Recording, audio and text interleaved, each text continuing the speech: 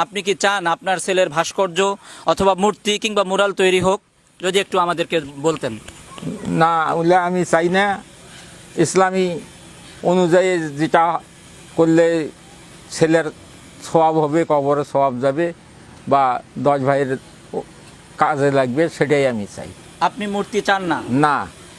আপনি এটা ক্লিয়ার করেন যে আমি মূর্তি চাই না, আমার ছেলের কোনো ভাস্কর্য চাই না, বলেন, এভাবেই বলেন। হ্যাঁ, আমি কোনো মূর্তি চাই না, আমার ছেলের কোনো ভাস্কর্য চাই না, আমার ছেলের নাম প্রচার করতে পারবে।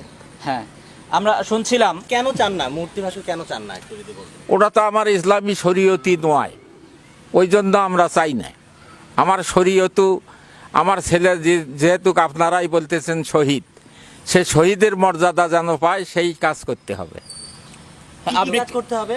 হ্যাঁ, মানে মূর্তি ছাড়া আবু সাইদকে নিয়ে কি কাজ করলে আমরা খুশি হব? সড়ক নির্মাণ বা মসজিদ মক্তব এলে কিছু করলে, দান সদকা, এই সমস্তগুলা যেন ওই সবটা আপনার ছেলে পায়। যে অনেকে দেখা যাচ্ছে আবার তারে ভালোবেসে অনেক কিছু করতেছেন, কিন্তু তার মাঝখানে একটা জিনিস দেখা যাচ্ছে, আপনারা ভাস্কর্য বা মূর্তি এই ধরনের কিছু প্রতিকৃতি এই ধরনের কোনো কিছু বানানোর চিন্তা ভাবনা করতেছেন। আমি আবু সাইদের বড় ভাই হিসেবে আমাদের ইসলামী সংস্কৃতির সাথে সাংঘর্ষিক হয় এমন কিছু আবু সাইদের জন্য না করার জন্য আপনাদের প্রতি বিনীত অনুরোধ থাকবে। আপনারা ভাস্কর্য বা প্রতিকৃতি বানানোর ইচ্ছা পোষণ করবেন না বা বানাবেন না। আমাদের ফ্যামিলির থেকে আমাদের এটা রিকোয়েস্ট থাকবে, নিষেধ থাকবে, এটা আপনারা কেউ এটা করবেন না। তার নামে মসজিদ, মাদ্রাসা, রাস্তাঘাটের নামকরণ বা ইউনিভার্সিটি, কলেজ বানানো তার নামে, তার স্মৃতি ধরে রাখার জন্য।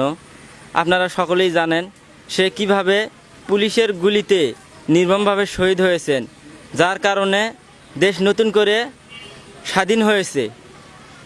তাই আমি চাই তার নামে এ ধরনের কোনো কিছু না করা হোক, ভাস্কর্য বা প্রতিকৃতি এ ধরনের কোনো কিছু না করার জন্য বিনীত অনুরোধ করছি। আর আমার ভাই, আর একটা আপনাদের প্রতি আমার আর একটা বার্তা থাকবে, সেটা হচ্ছে আমার ভাই আবু সাইদ একজন সাধারণ ছাত্র ছিল। সে অন্যায়ের বিরুদ্ধে প্রতিবাদকারী ছিল সবসময়। আমি ওরে সবসময় বলতাম যে এত প্রতিবাদী হলে হয়তোবা সমস্যা হতে পারে, অনেক মানুষ তো একবারে নীরব থাকে, তুই তো সবসময় প্রতিবাদ করে যাস।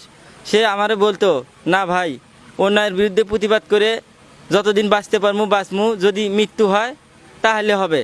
অন্যায় পথে থাকতে চাই না, ন্যায়ের পথে মৃত্যু হলে হবে। আপনারা সকলেই দেখেছেন সে ন্যায্য দাবির পক্ষে, ন্যায়ের পক্ষে কথা বলে কিভাবে নির্মমভাবে শহীদ হয়েছে।